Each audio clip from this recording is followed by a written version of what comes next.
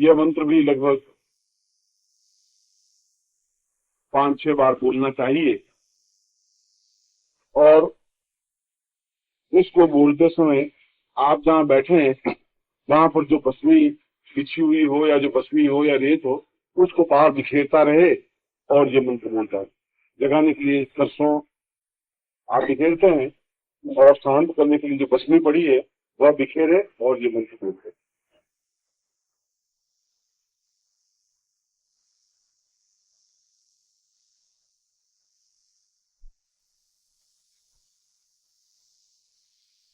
आपके सिविल श्रृंखलाओं में एक सुनसान साधना रखनी चाहिए। सबको ले जाना चाहिए था वहाँ 7 दिन का वही कैंप लगाना चाहिए सुनसान के बीच में। पहले ध्यान रहा नहीं, बाकी बड़ा तो तकलीफ कुछ होती नहीं और भय आपका मिल जाता। संत को और कुछ नहीं होता क्योंकि जब इतने लोग होते थे तो फिर भय नहीं होता। अकेला आदमी होता है तो भय होते नहीं। और कोई प्रश्न आप करें?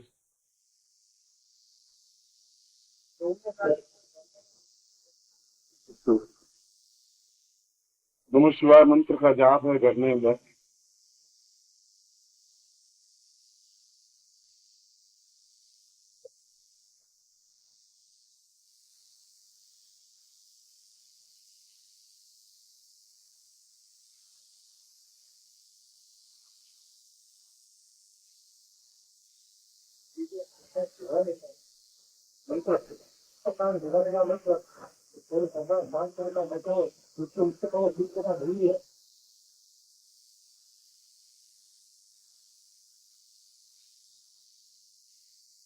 मगर फिर भी मेरी आपको राय है कि आप आत्मबल मजबूत बनाने जाए, क्योंकि मन बड़ा चंचल रहता है और गुरु के साथ या कोई अच्छा योगी सन्यासी हो उसके साथ जाए।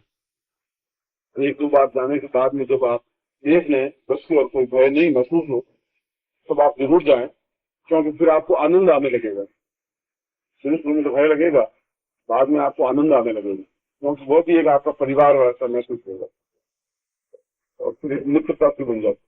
आप नहीं जाते हैं तो फिर वो बुला लेते कभी होते हैं।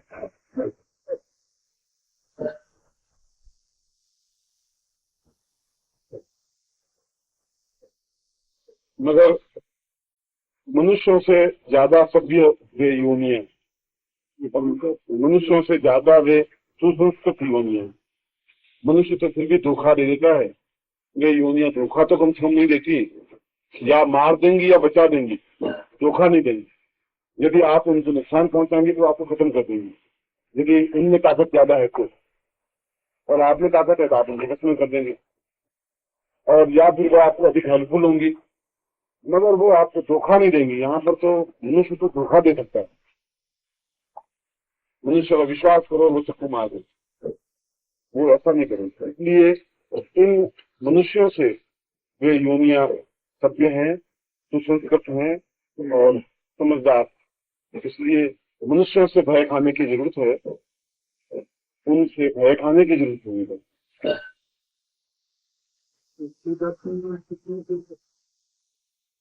दर्शन में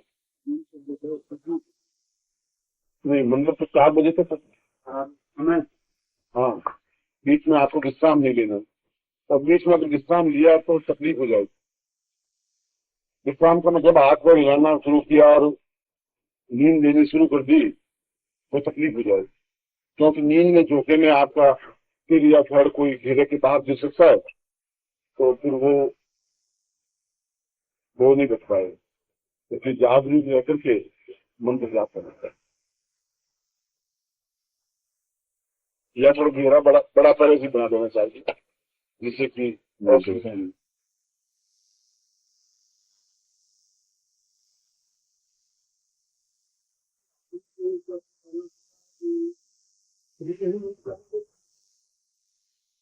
इसमें आत्मा का वश करने का मंत्र नहीं है, ये तो आत्मा को जागृत करने का मंत्र है। बस वे आपको दिखाई देने लग जाए, वे नाचने लग जाए, जो कुछ करना है करने लग जाए, और वे कई विविध से दृश्य भी दिखा देती है सोम के।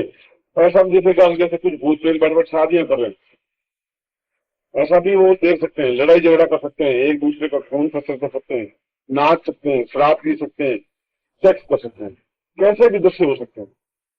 उनको आप कंट्रोल नहीं कर सकते, आप उनके आप कुछ नहीं कर, वो तो आप बस देख ही सकते हैं। इस मंत्र से तो कुछ देख ही सकते हैं। इस मंत्र से आप उनको न तो नियंत्रण कर सकते हैं, न उनको रोक सकते हैं, न आप कुछ कह सकते हैं, न आपकी बात वो सुनेंगे। वह तो केवल जागृत हो रहा है, क्योंकि जब वो जागृत हो गए तो भगवान शिव भूतनाथ है, इसकी अपने आप स्वतः जागृत होते हैं जो। इसलिए वो भूतों को जगाने का अर्थ है भूतनाथ को जगाने का क्रम। आप उन पर किसी प्रकार का नियंत्रण अंकुश इस मंत्र से नहीं कर सकते। और सैकड़ों मंत्र हैं, उन मंत्रों से आप उनको नियंत्रण में ले सकते हैं, आज्ञाकारी बना सकते हैं, जैसा चाहें वैसा कह सकते हैं, करवा सकते हैं इत्यादि।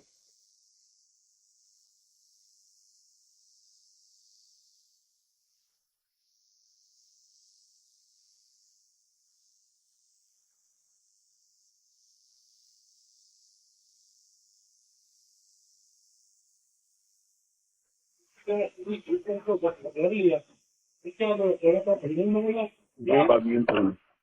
या तो उनको विमुक्त कर देना चाहिए, मेरे काम की बात।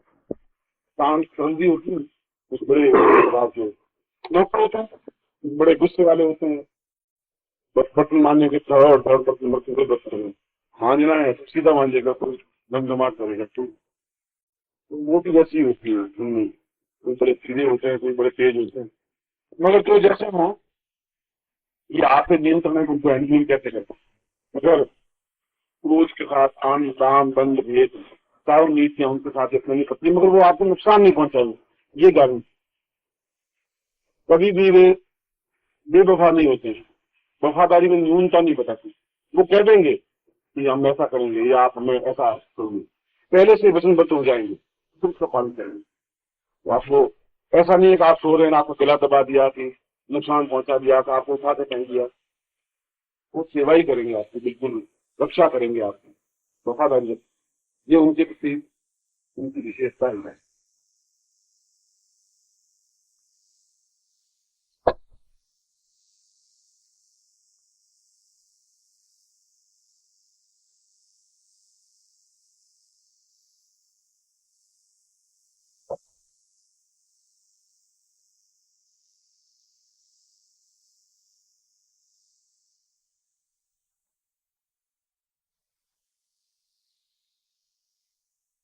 भूत प्रेत पालन के बारे में बात कर पड़ी, भगवान शिव की साधना है, तो उनके बारे में भी आदमी को समझ लेना चाहिए, ज्ञान प्राप्त होने। मगर फिर भी साधनात्मक जीवन अपने आप में होता है, पूर्ण जीवन है और आनंददायक जीवन होता है। ऐसे जीवन का उपयोग करना चाहिए। ये प्रश्न किया है कि मैंने बीच में धनवा में शिवलिंग के बारे में चर्चा की, और ये पूछा है कि वो शिवलिंग कैसे बनाया जाता है।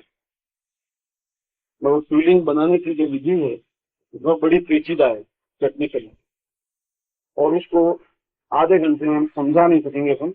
और अगर समझाएंगे भी तो उस पल्ले नहीं पड़ेगा। मैं तो समझा दूंगा कि इसको, फिर जैसे मैंने अभी आपको बताया कि इसको मंत्र सिद्ध कर देना चाहिए, कांड सिद्ध कर देना चाहिए, आपको नहीं। और पुस्तक का हवाला भी, पहले आपको पुस्तक मिले उसके बाद में आपको मंत्र सिद्ध कर सकते। अब मैं अगर मंत्र साधना उसको समझाऊंगा तो फिर 2-3 घंटे उसमें लग जाएंगे। मैंने तो केवल आपको आपकी लाइट में आ जानी चाहिए बात की ये चीजें होती हैं। अब उसके बाद में आपकी जितनी जिज्ञासा होगी उसमें आप बढ़ जाएंगे। यह संभव नहीं होता कि एक 7 दिन के शिविर में या सबका प्रवचन में उस सारे उसमें जितना अधिक से अधिक कवर करने की कोशिश इसलिए की जाती है कि शिष्य को पूरा ये ज्ञान हो जाए कि कौन कौन साधना होती है, जो महत्वपूर्ण साधना उनको समझा देनी चाहिए, बाकी का दामों लेकर के समझा देनी चाहिए ऐसा ऐसा है। अब दिलवाकर को जानना चाहे तो उसको एक्स्ट्रा अपने आप में थोड़ा सा और भी जो समय है उसमें इसका लाभ उठाना चाहिए, उसको पृथक होना चाहिए। इसी प्रकार से प्राण संजीवनी क्रिया है, या ये जो अभी मैं बता रहा था कि संसार साधना क्रिया है, ये सारी साधनाएं क्रिया, अब मैंने आपको बताया संसार साधना है, संसार जाके वैसे होता है। अब जिसको इस मामले में रुचि होगी वह गुरु के साथ इस फील्ड में थोड़ा आगे बढ़ जाएगा। अब ये उसकी व्यक्तिगत रुचि पर निर्भर है। मैंने तो वो 56 भोग लगा दिए सामने, आपकी रुचि किस प्रकार की मिठाई पर है वो आप पे निर्भर है। मगर उसमें भी जो मैंने 4-5 साधनाएं थी वो मैंने आपको बिल्कुल माइन्यूट और सही समझाई। मेरी प्रवृत्ति यह है कि जो भी अगर मैं साधना या कोई चिंतन या कोई बात समझाऊंगा तो तभी समझाऊंगा जब मैं परफेक्ट होऊंगा, जब मैं की हूं और साधना को किया हुआ होगा। अगर मैं किया हुआ नहीं है, सुनी सुनी बात में मैं साधना समझाऊंगा नहीं शिष्य को, तो कल तो ऐसी स्थिति आ सकती है कि वह नई सफलता प्राप्त कर पाए, करनी करके दिखाना पड़े, क्योंकि गुरु का कर्तव्य है, तो मर्यादा का उल्लंघन हो जाएगा तो गुरु को नहीं समझाए। इसलिए अगर वो खुद ही परफेक्ट नहीं होगा, इसमें मेरी प्रवृत्ति है कि मैं उस ग्रंथ का हवाला नहीं देता हूँ जो मैं देखा नहीं आंखों से, उस स्थान का विवरण नहीं देता हूँ जो मैंने आंखों से नहीं देखा, उस साधना का भी उल्लेख नहीं करता हूँ जो मैंने की नहीं। अगर उसमें परफेक्ट हूँ और कन्फर्म करके देखा है, उसमें बिल्कुल उसका लाभ मिला है, तो उस साधना को जरूर दिखाऊंगा, समझाऊंगा। इसलिए जो साधनाएं आपसे मैंने लिखवाई वे अत्यधिक महत्वपूर्ण है और गोपनीय रखने की, क्योंकि उससे ज्यादा प्रचलन करने से बड़ी समस्याएं पैदा होने वाली हैं। क्योंकि गोपनीय का ये नहीं कि आप किसी को समझाए ही नहीं, गोपनीय का अर्थ है कि अपात्र को नहीं दिया जाए, इसमें कुछ समस्याएं पैदा हो जाएगी और वो उसका खुद का दुरुपयोग कर देगा, और खुद का दुरुपयोग हो जाएगा तो आपकी समस्याएं पैदा। अगर ऐसा मेरे मानस मित्र ने आपको बताता नहीं तो दूसरी विषय लेकर पूछ सकते हैं। और दूसरी मेरी प्रवृत्ति ये रहती है कि उससे संबंधित यदि कोई वस्तु है तो वह भी उनको प्राप्त हो, ऐसा व्यवस्था करनी चाहिए, अपनी तरफ से कोशिश करनी चाहिए कि उनको प्राप्त हो सके, क्योंकि दुर्लभ चीजें हैं, बाजार में बिकती नहीं है, बाजार में मिलती नहीं है, नॉर्मल रेट में कोई देता नहीं है। ऐसी वस्तु है तो उनके घर में है, ये तो उनका एक सौभाग्य ही कहा जाएगा, उनका ही नहीं अगली पीढ़ियों का। तो अगली उस पीढ़ी में तो फिर भी ये है कि कोई बता पाएगा, कोई सुन पाएगा, आगे की पीढ़ी को तो ऐसा अवसर भी नहीं मिलता है कि कोई इस प्रकार की बातचीत भी हो सके, कोई समझा सके, सुन सके। जिसको डांस तो हो सकते हैं, अगर ऐसी साधनाएं और साधनाओं में रुचि और ऐसी वस्तुएं इस सकती नहीं है। इसलिए इस प्रकार की वस्तुओं का यथा योग्य संभव संग्रह करना चाहिए। दुर्लभ वस्तुएं होती है और दुर्लभ वस्तुओं का संग्रह मैं तो न मालूम कब किसकी जरूरत पड़ जाए, हो सकता है 10 साल बाद एक दिन से वानस्पतिक शिवलिंग की जरूरत पड़ जाए, कोई ऐसा सिद्ध योगी मिल जाए जीवन तो शिवलिंग हो तो मैं कर दूँ, अब आप उसके पकड़ते रहेंगे और मिल आपके पास है तो आपके पास आपके मित्र के लिए, संबंधी के लिए, परिवार के लिए एक उदाहरण देकर समझा, चाहे वो प्रतीक शिवलिंग हो, चाहे निर्देश शिवलिंग हो, चाहे कोई साधना क्रम हो, तुम अपनी धीमे धीमे अपनी साधना को परफेक्ट करते रहना चाहिए। तो जरूरी नहीं कि पहली बार में आपसे बन जाए, हो सकता है पहली बार में आपको असफलता मिल सकती है, दूसरी बार में असफलता मिल सकती है, क्योंकि कई कर्मों के बंधन है जो आपके बीच में आएंगे और उस वजह से भी सफलता में न्यूनता आती है। इसलिए शुरू की साधना में कुछ बाधाएं आ सकती है, कुछ विलंब हो सकता है, मगर जब एक बार साधना सिद्ध हो जाएगी तो दूसरी तीसरी कहीं कोई बीच में नहीं आएगी। ऐसा मैंने अनुभव किया, देखा। पहली बार इच्छा इसलिए आती है और उसके बाद इसलिए आते हैं उसके खुद के जीवन के कर्म बंधन इतने अधिक स्ट्रांग होते हैं कि उन सबको पार करके सिद्ध करना कठिन होता है। या तो गुरु उसके कर्म बंधन अपने ऊपर ले ले तो सिद्ध हो जाता है, या वो खुद कटे, दो तरीके होते। गुरु तब लेता है जब किसी से सेवा मिलती है, उनका संभव नहीं होता। ये कोई इसमें ये साधना का रास्ता बिल्कुल एक अलग ढंग का रास्ता है। इसमें तो बस शीश उतारे भूल धरे वाला ही खेल होता है और कोई रास्ता होता ही नहीं। इसमें तो अपने आप को विसर्जित करने की क्रिया है तो सब कुछ प्राप्त करने की क्रिया। दूसरा इसमें कहीं बीच में नहीं रहती है। यदि आप अपना अस्तित्व बनाए रखना चाहते हैं, सीखना चाहते हैं, ऐसा संभव होता है। इसमें अपने आप को मिटा देना चाहता है, अपनी हस्ती मिटा दें तो सब कुछ मिल जाता है, मगर सब जगह नहीं। केवल ईश्वर के सामने या जो आपको ज्ञान दे सके उसके साथ अपना आपका पर्सनलिटी, आपका विश्व कायम रहे, ये बहुत जरूरी है। मगर यदि कुछ प्राप्त करना है तो बहुत नम्र होना पड़ेगा, और नम्र इतना कि बिक जाए, बहुत नदी की तेज धार होती है, उसमें बड़े बड़े पेड़ टूट के गिर जाते हैं, मगर ये जो घास होती है, लचीली घास, भूसा वगैरह, वो तेज धार में बिल्कुल जमीन पर लेट जाती है और नदी का बहाव खत्म हो जाता है, उसमें खड़ी हो जाती है, इनका कुछ नहीं बिगड़ता। जिसको जमीन पर लेटने की क्रिया ज्ञात है, जिसको होने की क्रिया ज्ञात है, वो वापिस खड़े हो सकते हैं। अब फूट की तरह खड़े होंगे तो टूट जाएंगे। सद्गुरुदेव डॉक्टर नारायण दत्त श्रीमाली जी के दुर्लभ वीडियोस, पुस्तक, पत्रिका एवं साधना की निःशुल्क दीक्षा प्राप्त करने के लिए नीचे लिखे हुए नंबर पर विरल पटेल जी को व्हाट्सएप पे अपना नाम और अपने शहर का नाम लिखकर भेजें। धन्यवाद।